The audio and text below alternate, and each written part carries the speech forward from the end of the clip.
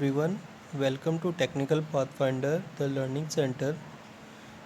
In this session, I am discuss about the two more examples of three-phase induction machine from P.S. Bhimra book.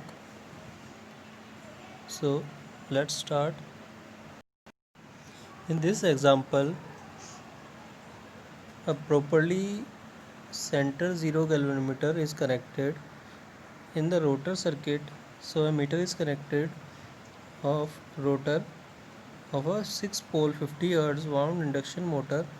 If this meter makes 90 complete oscillations in 1 minute, then we have to calculate the rotor speed. So what is given that it is a 50 Hz and 6-pole machine. So the speed of the field will be 1000 rpm. We can find it by using the formula 120 f upon p. So synchronous speed is 1000 rpm. Now we have to find the slip to calculate the rotor speed. From the data given, 90 complete oscillations in 1 minute is done by a galvanometer which is connected at rotor side. So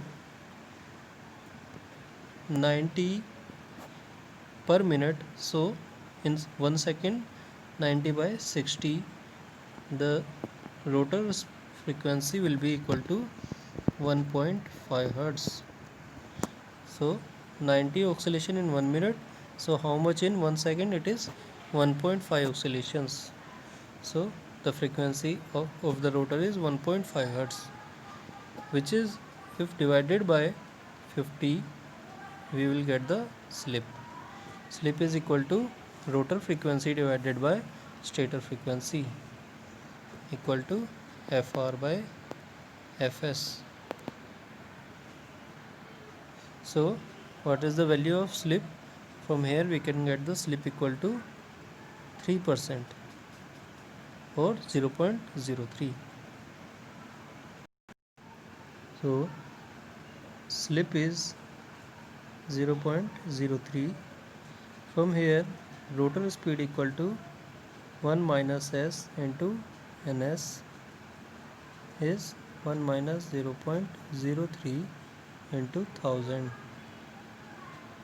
It will be equal to 970 rpm. It is the answer.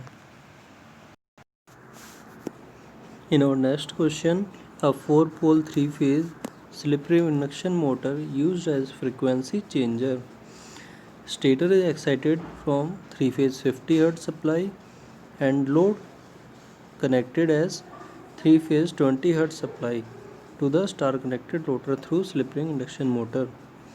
Then he is asking that in option A, at what two speeds the prime mover should move to drive the rotor in this slip ring induction motor. So the condition is that at a stator it is 3-phase 50 Hz and at rotor 3-phase 20 Hz. So what are the two speeds required at this condition? So here the concept is, we know that in induction motor the field speed and the rotor running speed is not same. So the stator and rotor field, if both running with speed n of s, then rotor is running with speed less than synchronous speed, it is 1 minus s of ns, and this speed is known as slip speed or s of ns. This is the rotor speed nr, and this is the speed of rotor field with respect to rotor or stator field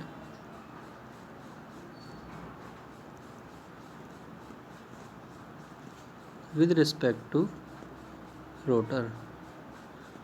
So from here it is concluded that this field this speed and this speed combines to form the synchronous speed. So nr plus minus of rotor field speed with respect to rotor, adding or subtracting the two fields to two speeds will result in synchronous speed. We have to use this formula here by using the concept. So it is given that stator frequency is 50 Hz and we have 4 pole motor. So Ns is 120 into 50 by 4. It is 1500 rpm and SNS, or it is the speed at rotor side. The frequency given is 20 Hz, so it is the speed of the rotor field with respect to rotor. 120 into 20 by 4, it is 600 rpm. So the speed of the rotor can be determined by nr plus minus 600 equal to 1500.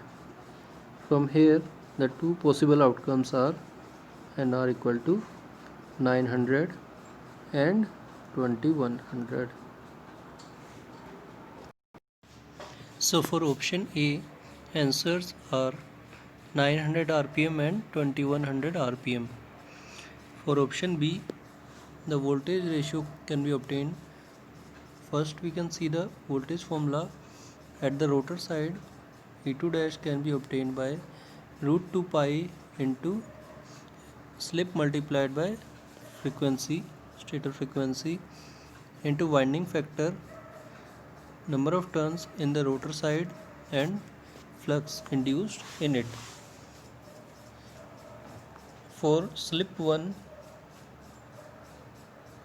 for 900 rpm slip 1 will be 0.4, and for 2100 rpm slip 2 will be minus 0.4. So the ratio of the two voltages E2 dash S1 divided by E2 dash S2 will be equal to minus of 1, because all factors are same, only slip is varied. So the ratio equal to minus 1, and from here we can know that E2 due to slip 2, E2 voltage due to slip 2 have the polarity opposite to that of voltage due to slip 1. So we can conclude from here that the phase sequence of three rotor voltages will not remain same at the two speeds, because polarity are reversed, so phase sequence will also reversed. So thanks for watching, and if you have any doubt then ask in comment section.